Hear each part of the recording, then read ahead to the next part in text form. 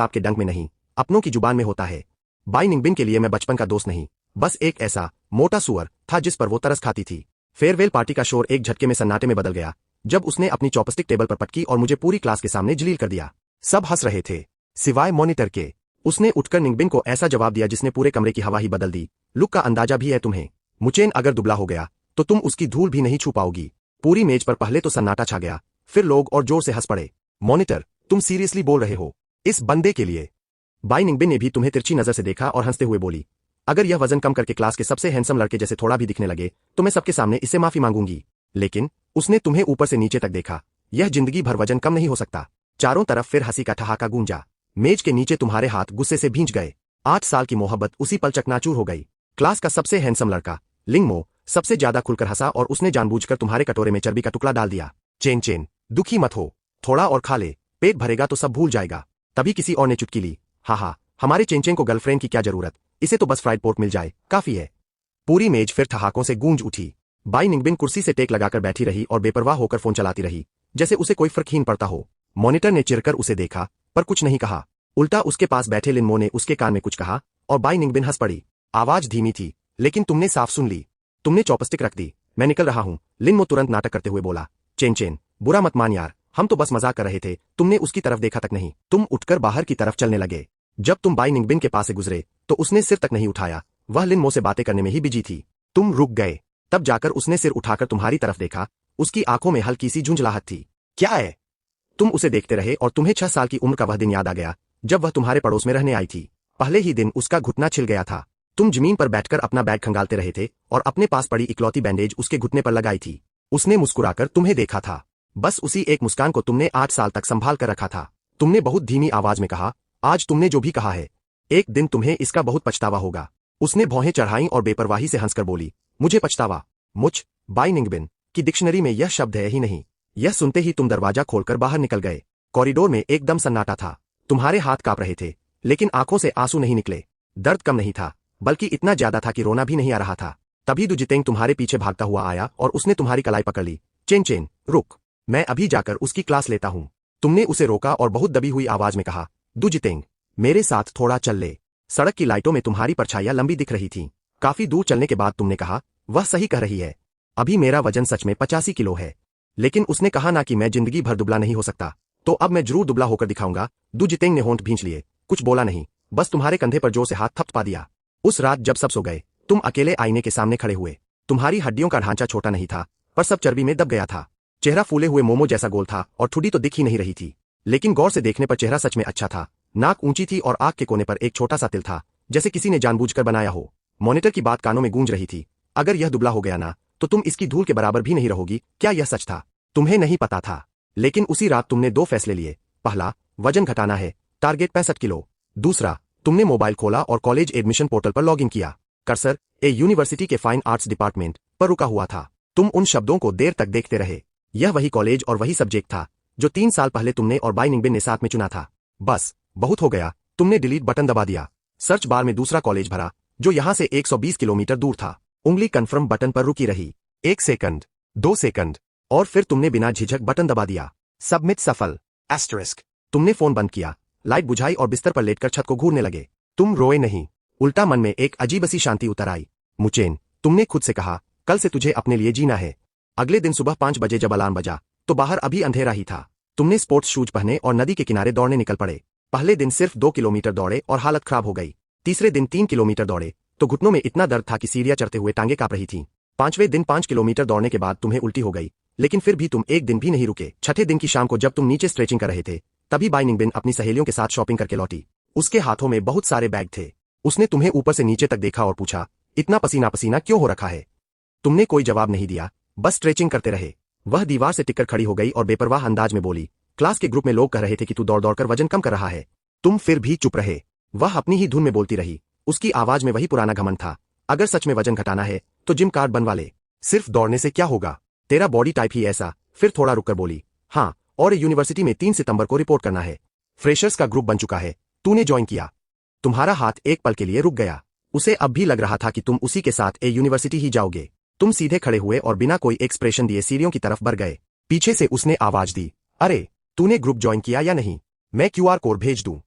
सीढ़ियों का दरवाजा बंद हुआ और उसकी आवाज आनी बंद हो गई। ऊपर चढ़ते हुए तुम्हारे होठों पर एक हल्की सी मुस्कान आ गई। बाय निंगबिन, थोड़ा इंतजार कर, 3 सितंबर को तुझे खुद पता चल जाएगा। 8 तारीख की रात को क्लास ग्रुप में किसी ने एक वीडियो डाला, तुम्हारी रात की दौड़ का। भारी सांसें, पसीने से भीगे कपड़े और दौड़ते समय हिलता हुआ मोटापा। वीडियो बनाने वाले ने जानबूझकर सबसे खराब एंगल चुना था। ग्रुप में धड़ाधड़ मैसेज आने लगे। हाँ, मुचेन तो सच में सीरियस हो गया यार। बाय निंगबिन की बात दिल पर लग गई लगता है। मॉनिटर कह रहा था ना कि यह दुबला होकर हैंडसम लगेगा। भाई, मैं तो मैग्नीफाइंग ग्लास लगाकर देख रहा हूं, मुझे तो कहीं से नहीं दिख रहा। इस चेहरे में क्या ही पोटेंशियल होगा। तभी लिन मो ने लिखा, चेन, ऑल द बेस्ट भाई। फाइन आर्ट्स डिपार्टमेंट में बहुत हैंडसम लड़के आते हैं।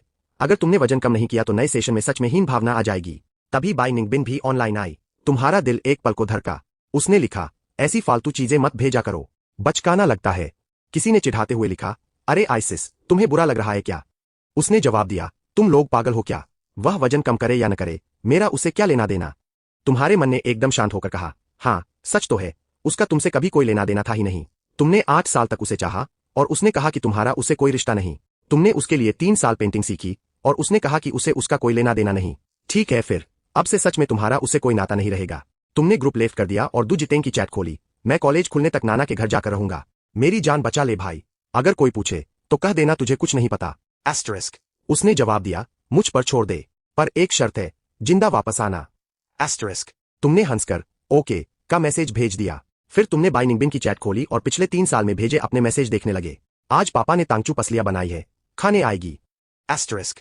बाहर बारिश हो रही है, मैं तेरे लिए छाता लाया हूं। एस्टरिस्क। Good night. एस्टरिस्क। हर मैसेज या तो बिना जवाब के पड़ा था या फिर कभी कभी बस इतना लिखा होता था, ठीक है, या मुझे परेशान मत कर। एस्टरिस्क। तुमने एक गहरी सांस ली और बिना किसी हिचकिचाहट के उसका नंबर डिलीट कर दिया। अगली सुबह जब तुम सूटकेस लेकर नीचे उतरे तो बिल्डिंग के बाहर बाय निंगबिन के पापा मिल गए। चेन बेटा, कहाँ जा रहे हो? अंकल, नाना के घर जा रहा हूं कुछ दिन रहने। अच्छा, पर अगर बाय निंगबिन आगे भी तुम्हारे घर खाना खाने आई तो? तुम हल्का सा मुस्कुराए। अंकल, बाय निंगबिन अब बड़ी हो गई है, मेरे पापा को अब उसके पीछे परेशान होने की जरूरत नहीं है। जब तुम सूटकेस खींचते हुए सोसाइटी से बाहर निकल रहे थे तो पीछे कहीं एक खिड़की खुली। तुम्हें पता था कि वह बाय निंगबिन का ही कमरा है, लेकिन तुमने एक बार भी पीछे मुड़कर नहीं देखा। नाना का घर पहाड़ की ढलान पर था। वहां मोबाइल का नेटवर्क मुश्किल से एक डंडा आता था और वाईफाई का तो नामो निशान नहीं था। पहुंचते ही पहले दिन तुमने अपना फोन अलमारी में बंद कर दिया। रोज सुबह 5 बजे उठकर पहाड़ी रास्तों पर दौड़ना, सुबह झील में स्विमिंग करना और दोपहर में नाना के साथ पहाड़ पर लकड़ी काटने या खेत में सब्जियां उगाने जाना, यही तुम्हारी दिनचर्या बन गई। नाना ने तुम्हारे लिए जो डाइट प्लान बनाया था उसमें चिकन ब्रेस्ट, उबली सब्जियां और मोटा अनाज शामिल था। पहले हफ्ते में 6 जिन कम हुआ, 164 जिन। दूसरे हफ्ते 5 जिन कम हुआ, 159 जिन। तीसरे हफ्ते से वजन घटने की स्पीड थोड़ी धीमी हुई तो तुमने पहाड़ी दौड़ में रोज 2 किलोमीटर और बढ़ा दिए और साथ में स्ट्रेंथ ट्रेनिंग भी शुरू कर दी। चौथे हफ्ते 150 जिन। पूरे एक महीने में 20 जिन 10 किलो वजन घट चुका था। आईने में बदलाव दिखने तो लगे थे, लेकिन अभी उतने साफ नहीं थे। चेहरा पहले जितना गोल नहीं लग रहा था, पर जॉलाइन अभी भी धुंधली थी। शरीर थोड़ा ढीला राला लग रहा था, जैसे हवा निकला हुआ आटा हो। फिर भी तुम जरा भी नहीं डगमगाए, बस चुपचाप मेहनत करते रहे। 5वें हफ्ते 143 जिन। छठे हफ्ते 136 जिन।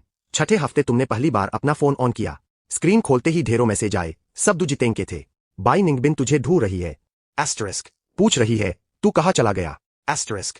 मैंने अनजान बनकर कह दिया कि मुझे नहीं पता। एस्टरिस्क। आज फिर पूछ रही थी कि क्या तूने अपना नंबर बदल लिया है? एस्टरिस्क। हाँ, पता है उसने क्या कहा। कह रही थी कि तू बस थोड़ा रूठा हुआ है, 2 दिन में अपने आप लौट आएगा। एस्टरिस्क। तुम तंजिया हंस पड़े। रूठा हुआ? मिस बाई, तुम खुद को सच में बहुत बड़ी चीज समझती हो। तुम आगे मैसेज पढ़ते गए। दू जितेंग ने लिखा था, वह लिन मो के काफी करीब होती जा रही है। आज लिन मो ने उसके साथ बास्केटबॉल खेलते हुए फोटो डाली थी। ग्रुप में सब कह रहे हैं कि दोनों जल्द ही रिलेशनशिप में आ जाएंगे। एस्टरिस्क। तुमने वह मैसेज पढ़ा और अपने दिल के रिएक्शन का इंतजार किया, पर अजीब बात यह थी, तुम्हें जरा भी दर्द नहीं हुआ। सच में, बिल्कुल फर्क नहीं पड़ा। तुमने फोन फिर से बंद किया और अपनी ट्रेनिंग में लग गए। 7वें हफ्ते 128 जिन। 8वें हफ्ते 122 जिन। अब आईने में बदलाव एकदम साफ और तीखे दिखने लगे थे। जॉलाइन उभर आई थी, गालों की हड्डियां साफ दिख रही थीं, लग रहा था जैसे चेहरा दोबारा तराशा गया हो।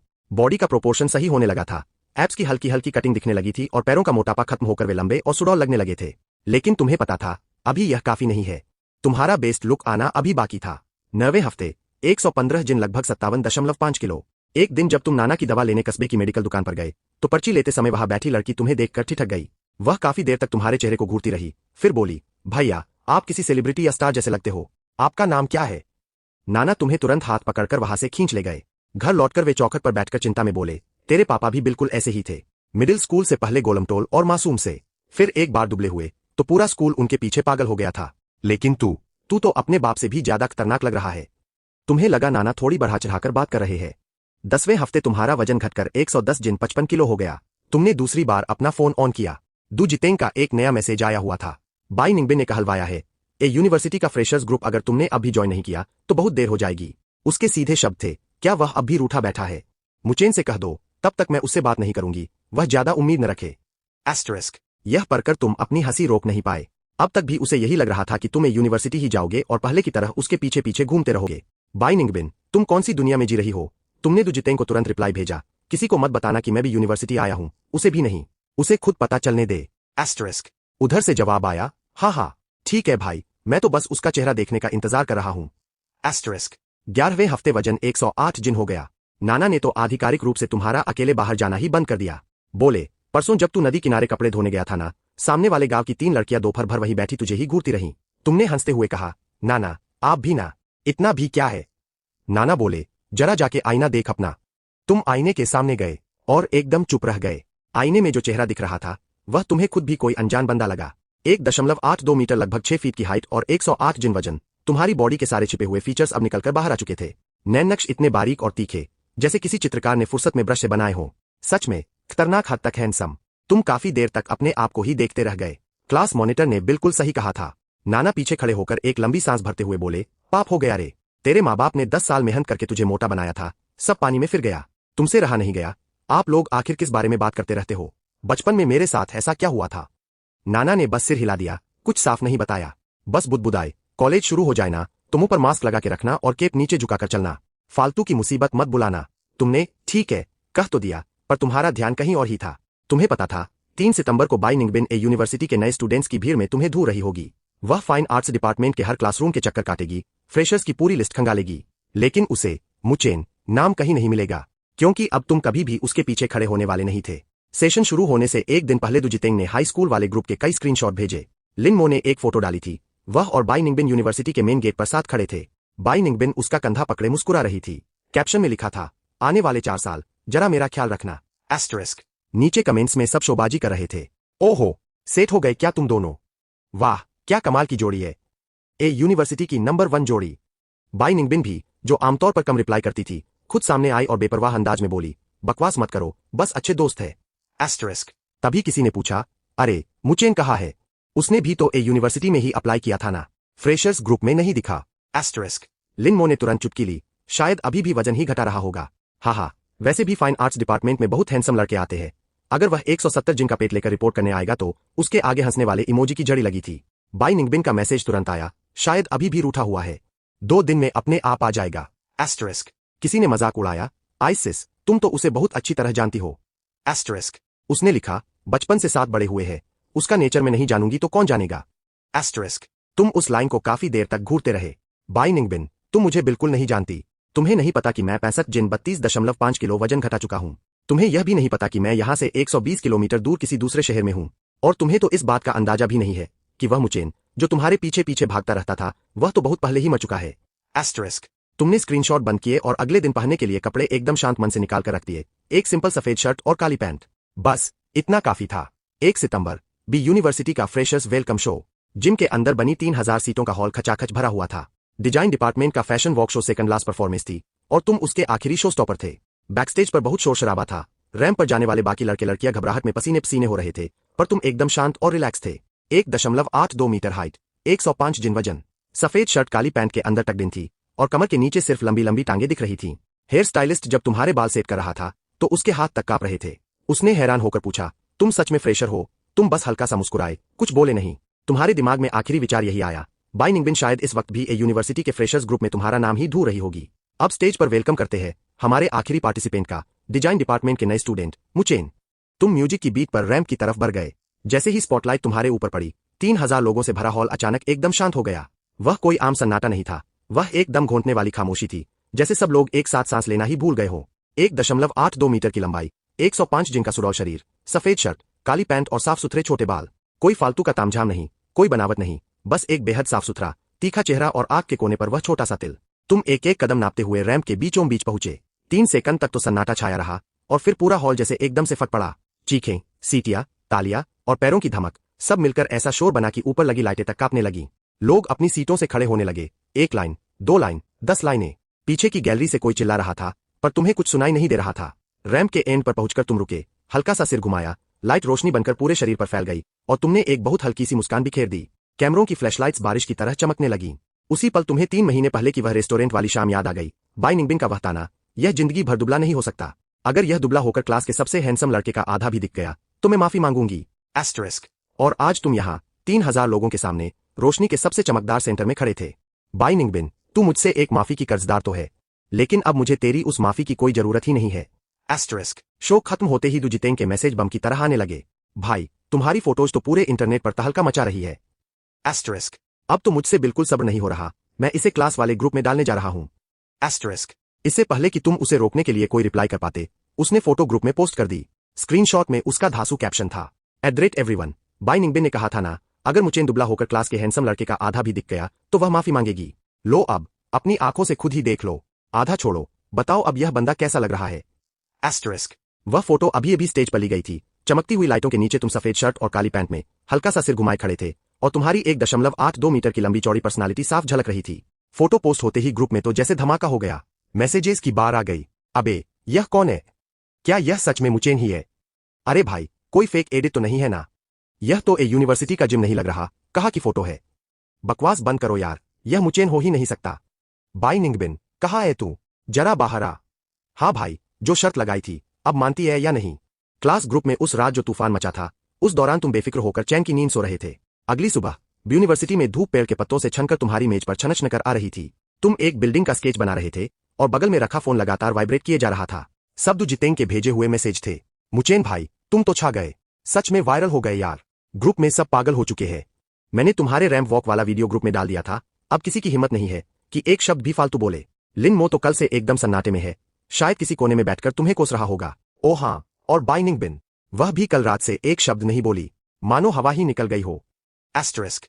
मानो हवा ही निकल गई हो, ये शब्द देखकर तुम्हारी पेंसिल कागज पर एक पल को ठिठक गई और स्केच पर एक टेढ़ी मेढ़ी लकीर खिंच गई। तुमने त्योरियां चढ़ाई, बाई निंगबिन की वजह से नहीं, बल्कि इसलिए कि तुम्हारी ड्राइंग खराब हो गई थी।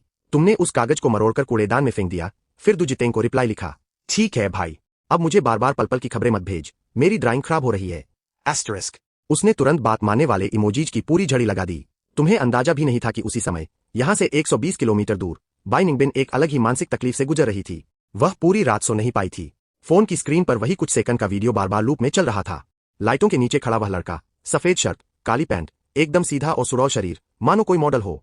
वीडियो में तुम स्टेज के सामने तक आते हो, हल्का सा सिर घुमाते हो और आंख के कोने पर वह तिल रोशनी में साफ चमक उठता है। फिर तुम्हारी हल्की सी मुस्कान दिखती है और पूरे हॉल में चीखों का तूफान सा आ जाता है, जो फोन के स्पीकर से निकलकर उसके कानों में चुभ रहा था। वह बार बार वीडियो को जूम करके देखती रही, कोशिश करती रही कि उस हैंडसम चेहरे में पुराने मुचेन की कोई एक झलक ही ढूंढ ले। वह गोलमटोल चेहरा, वह हमेशा झुकी हुई नजरें, वह सहमा हुआ लड़का जो हमेशा उसके पीछे पीछे घूमता था और जिसकी आवाज तक ठीक से नहीं निकलती थी। लेकिन उसे कुछ नहीं मिला, जरा भी नहीं। वीडियो में तुम बेहद कॉन्फिडेंट थे, इतने चमकदार और अलग कि उसे देखकर उसका दिल घबराने लगा था। उसने डरते डरते क्लास का ग्रुप खोला। पूरी चैट उस फोटो से भरी पड़ी थी और साथ में उसके वही पुराने ताने भी थे, जिन्हें लोगों ने स्क्रीनशॉट ले लेकर टैग कर रखा था, मानो उसके मुंह पर एक एक करके तमाचे जड़ रहे हों। स्क्रीनशॉट में साफ लिखा था, मुचेन जैसे मोटे सुअर को कौन पसंद करेगा? बाई निंगबिन, यह जिंदगी भर भी दुबला नहीं हो सकता। बाई निंगबिन, अगर यह दुबला होकर क्लास के सबसे हैंडसम लड़के का आधा भी दिख गया ना, तो मैं माफी मांगूंगी। बाई निंगबिन। नीचे मजाक और तानों की बौछार लगी हुई थी। ओए बाई निंगबिन, बाहर निकल और माफी मांग अब। आधा अच्छा दिख गया। अरे बहन, तेरी नजरें खराब है क्या? इस लुक के सामने तो क्लास का हैंडसम लड़का भी फीका लग रहा है। अब समझ आया, मॉनिटर उस दिन मुचेन की साइड क्यों ले रहा था। असली जौहरी तो वही निकला। बाई निंगबिन, तेरी आंखें हैं या बटन? सबसे मजे की बात तो यह है कि वह यूनिवर्सिटी आया ही नहीं और तू अब भी फ्रेशर्स ग्रुप में उसका इंतजार कर रही थी। हंसी नहीं रुक रही यार, साल का सबसे बड़ा पोपट हो गया इसका। उसने गुस्से में फोन जोर से बिस्तर पर पटक दिया। उसकी सांसें तेजी से चल रही थीं। ऊपर वाले बंक से उसकी रूममेट ने नीचे झांक कर पूछा, बिंगजिए, तुम ठीक तो हो? चेहरा इतना पीला क्यों पड़ा हुआ है? उसने कोई जवाब नहीं दिया, अपनी जैकेट उठाई और हॉस्टल से बाहर की तरफ भागी। यूनिवर्सिटी का कैंपस बहुत खूबसूरत था, मगर उसकी नजर में कुछ नहीं आ रहा था। उसके दिमाग में बस एक ही बात घूम रही थी, तुम्हें कॉल करना। उसने तुरंत वही नंबर डायल किया जो उसे जुबानी याद था। उधर से आवाज आई, आप जिस नंबर पर कॉल कर रहे हैं वह अमान्य है। एस्टरिस्क। बंद नंबर। वह वही ठिठक कर खड़ी रह गई। तुमने नंबर बदल लिया था? कब और क्यों? उसने झुंझलाकर अपने बालों में हाथ फेरा, फिर अचानक कुछ याद आते ही दौड़कर काउंसलर के ऑफिस पहुंची। अपने हाई स्कूल के दोस्त की डिटेल्स कंफर्म करने के बहाने उसने फाइन आर्ट्स डिपार्टमेंट के नए स्टूडेंट्स की लिस्ट देखने को मांगी। काउंसलर ने लिस्ट उसके हाथ में थमा दी। वह एक एक पन्ना पलटती गई, एक एक नाम ध्यान से देखती गई, पर नाम नहीं था। शुरू से लेकर आखिर तक मुचेन नाम कहीं भी नहीं था। उसी पल उसे सच में समझ आया कि क्लास ग्रुप में बोली गई वह बात, वह तो आया ही नहीं, कोई मजाक नहीं थी। तुम सचमुच पूरी तरह से उसकी दुनिया से गायब हो चुके थे। गाओकाओ के बाद वाली रात तुमने उसे कहा था, आज तुमने जो भी कहा है, एक दिन तुम्हें इसका बहुत पछतावा होगा। उस वक्त तो वह बेपरवाही से हंस दी थी, पर अब उसे समझ आ रहा था कि पछतावा आखिर होता क्या है। जैसे कोई कुंद चाकू से दिल को धीरे धीरे रेत रहा हो, जान भी न निकले, पर दर्द ऐसा कि रूह कांप उठे। न जाने कहां से उसने तुम्हारा नया नंबर हासिल कर लिया, शायद किसी ऐसे दोस्त से पूछकर जो अब भी तुम्हारे टच में था। जब उसकी कॉल आई, तुम अभी अभी लाइब्रेरी से बाहर निकले ही थे और हाथों में भारी भरकम किताबों का बंडल संभाले हुए थे। असिटी के उस अनजान नंबर को देखकर तुमने एक पल हिचकिचाकर फोन उठा लिया। हेलो। फोन के उस पार सन्नाटा छाया हुआ था, बस भारी और उखड़ी हुई सांसों की आवाज आ रही थी। तुमने त्योरियां चढ़ाई, अगर कुछ बोलना नहीं है तो मैं फोन रख रहा हूं। मुचेन, उसकी आवाज एकदम बैठी हुई और खुरदरी थी, मानो गले से जबरदस्ती निकल रही हो। तुम्हारी चाल धीमी नहीं हुई, तुम चलते रहे। तुमने एकदम न्यूट्रल टोन में पूछा, जैसे किसी राह चलते अनजान बंदे से रास्ता पूछ रहे हो। कौन? उधर फिर से एक घुटन भरी खामोशी छा गई। तुम लगभग उसके चेहरे के भाव सोच सकते थे, शायद सदमे और अविश्वास से जमा हुआ चेहरा। मैं हूं, बाई निंगबिन। उसने लगभग दांत भींचते हुए अपना नाम लिया। तुमने बस एक ठंडी सी हूं की और बिना किसी भाव के पूछा, कोई काम है? तुम्हारी इस ठंडी और बेपरवाह आवाज ने सुई की तरह उसके सारे घमंड और एंट को चकनाचूर कर दिया। उसने किसी तरह खुद को संभाला और हड़बड़ाकर पूछा, तुम यूनिवर्सिटी क्यों नहीं आए? क्या तुम फाइन आर्ट्स डिपार्टमेंट में नहीं आने वाले थे? यूनिवर्सिटी के कैंपस में आते जाते मुस्कुराते चेहरों को देखते हुए धूप पेड़ की पत्तियों से छनकर तुम्हारे ऊपर चमक रही थी। तुम हल्का सा मुस्कुराए और पलटकर पूछा, मुझे आखिर यूनिवर्सिटी ही क्यों जाना चाहिए? क्या तुम पहले मेरे लिए ही पेंटिंग नहीं सीख रहे थे? सिर्फ मेरे लिए ही तो? बाई निंगबिन, तुमने उसे बीच में ही रोक दिया और तुम्हारी टोन एकदम ठंडी हो गई। क्या तुम खुद को कुछ ज्यादा ही खास नहीं समझ रही हो? मैंने अपनी चॉइस बदली क्योंकि मुझे अचानक लगा कि यूनिवर्सिटी का डिजाइन डिपार्टमेंट मेरे लिए ज्यादा सही है। मैं यूनिवर्सिटी नहीं जाना चाहता था, बस नहीं जाना चाहता था। इसका तुमसे कोई लेना देना नहीं है, मुझसे कोई लेना देना नहीं। उसने बुदबुदाकर यही बात दोहराई। कुछ महीने पहले उसी ने यही बात कहकर तुम्हारी सारी परवाह और मोहब्बत को बड़ी बेपरवाही से ठुकरा दिया था, और आज तुमने वही बात ज्यों की त्यों उसे लौटा दी थी। फोन के उस पार मानो उसकी सारी ताकत ही निचोड़ ली गई हो। उसकी आवाज में एक हल्की सी मिन्नत झलकी, मुचेन, माफ करना, मेरा रूममेट मेरा वेट कर रहा है, मुझे खाना खाने जाना है। फोन रखता हूं। रुको, मुचेन, मेरी बात तो सुनो। उस दिन पार्टी में तुमने उसे सफाई देने का कोई मौका नहीं दिया। तुमने सीधे फोन काट दिया और फिर उसी नंबर को ब्लैकलिस्ट में डाल दिया। पूरे टाइम तुम्हारी धड़कन एक पल के लिए भी तेज नहीं हुई। जब दिल में दर्द ही न बचे तो फिर किसी बात से कोई फर्क नहीं पड़ता। फोन जेब में डालकर तुम कैंटीन चले गए। तुम्हारे रूममेट ने पहले से ही तुम्हारे लिए खाना लेकर रखा था, तुम्हारी सबसे पसंदीदा मसालेदार डिश मालातांग। मुचेन, जल्दी आ भाई, आज तो शेफ ने कमाल ही कर दिया है, इसकी खुशबू से ही भूख लगाई। तुम मुस्कुराकर बैठ गए और चॉपस्टिक उठा ली। बाहर मस्त धूप खिली थी, खाना गर्म और चटपटा था और दोस्त हंस हंस कर बातें कर रहे थे। यही तो तुम्हारी असली जिंदगी थी। और जहां तक बाई निंगबिन का सवाल था, वह और उसकी देर से जागी यादें सबको पुराने कचरे के डिब्बे में फेंक दिया जाना चाहिए था। तुमने सोचा था कि नंबर ब्लॉक कर देना ही आखिरी बात होगी,